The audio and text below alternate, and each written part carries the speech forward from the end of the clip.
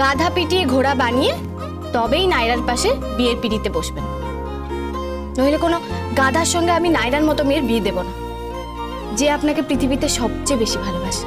আর তুমি?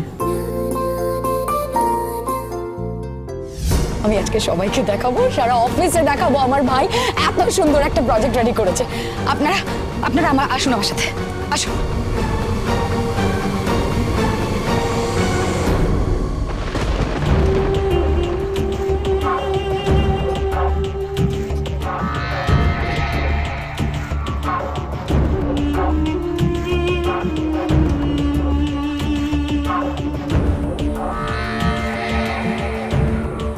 এটা কি করে হলো? ম্যাজিক। কি ম্যাজিক? আপনি যখন কালকে কুম্ভকর্ণের মতো ঘুমোচ্ছিলেন তখন আমি সারা রাত জেগে প্রজেক্টটা করেছি।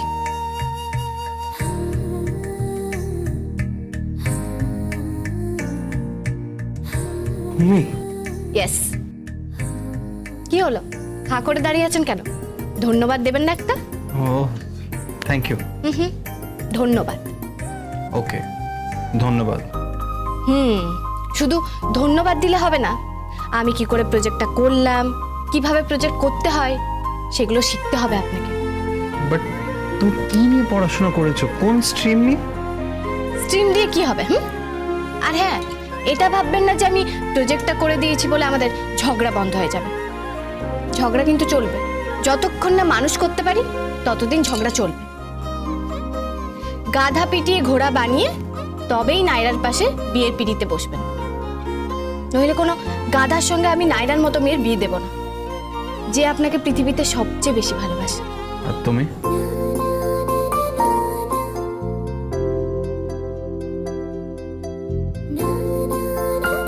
কি আমি? হ্যাঁ না কিছু না, সরি।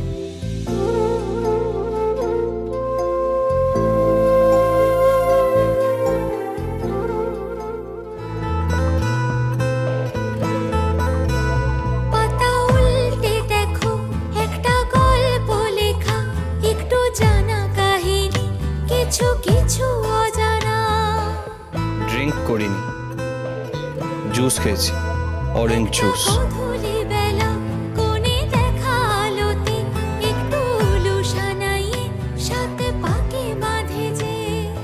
কেন শিখছেন? তুমি বলেছো বলে। প্রাউড হতে হলে এই মেয়েটার জন্য হোক। Love you, love you. গাধার সঙ্গে আমি নায়রার মতো মেয়ের বিয়ে দেব না, যে আপনাকে পৃথিবীতে সবচেয়ে বেশি ভালোবাসে। আর তুমি?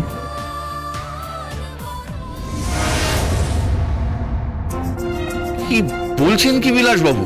হ্যাঁ, আমাদের রুদ্রিক ও ও নিজের হাতে একটা প্রজেক্ট বানিয়েছে, অত বড় একটা প্রজেক্ট। কি বলছেন কি, সেটা অডিটোরিয়ামে দেখানো হয়েছে? ফ্যান্টাস্টিক, অসাধারণ অসাধারণ, আপনি দারুণ একটা খবর আমাকে দিলেন। হ্যাঁ হ্যাঁ, আমি ভীষণ খুশি হয়েছি, ভীষণ খুশি হয়েছি।